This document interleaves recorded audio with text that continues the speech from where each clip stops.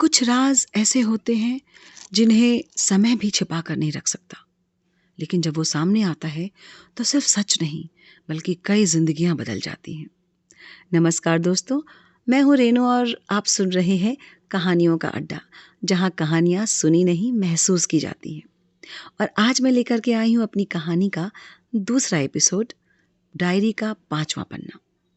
पहले एपिसोड में आपने देखा कैसे अर्जुन रेलवे स्टेशन पे उस मिस्ट्री मैन को देखता है, कैसे उसे वो लॉकेट यानी चांदी का लॉकेट मिलता है और वो घर वापस आता है। अब आगे। स्टेशन से आने के बाद अर्जुन रात भर नहीं सो पाया। बार बार उसकी नज़र उस चांदी के लॉकेट पर जा रही थी। उसमें लगी तस्वीर साफ थी, अर्जुन, अंजना और उन दोनों के बीच एक तीसरा व्यक्ति। आखिर वो कौन था? उसने अपने आप से पूछा।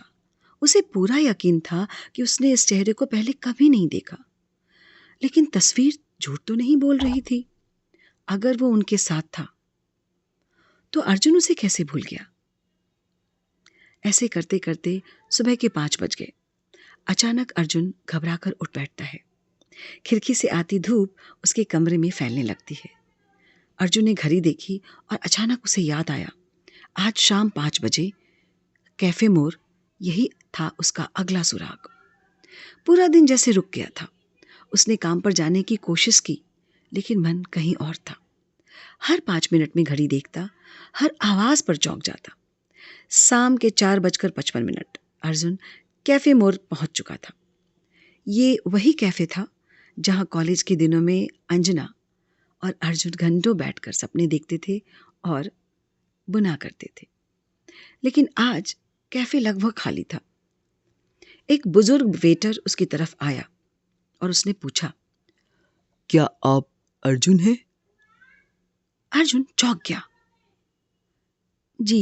जी हाँ, मैं अर्जुन हूँ।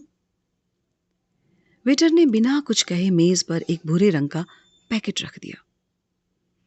ये आपके लिए कोई छोड़ गया था। किसने छोड़ा था ये? वेटर ने धीरे से जवाब दिया। एक लड़की आई थी। जाते जाते उसने सिर्फ इतना कहा, अगर अर्जुन आए तो उसे ये दे देना। अर्जुन ने तुरंत पैकेट खोला। अंदर एक पुरानी नीली डायरी पड़ी थी।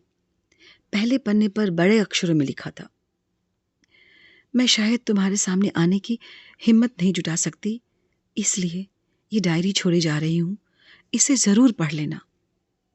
अर्जुन की आंखें भर आई। उसने अगला पन्ना पलटा। प्रिय अर्जुन, अगर तुम ये पढ़ रहे हो तो इसका मतलब है कि मैं अब भी तुम पर भरोसा कर सकती हूँ। जिस दिन मैं तुमसे दूर गई, उस दिन मैंने तुम्हें छोड़ा नहीं था। मुझे तुमसे दूर किया गया था। तुम्हें लगता है कि मैंने तुम्हें धोखा दिया, लेकिन सच इससे कहीं ज्यादा खतरनाक है। मेरे पास ज्यादा समय नहीं है। कोई मुझे ढूंढ रहा है और अब शायद वो तुम्हारे पीछे भी आ चुका है।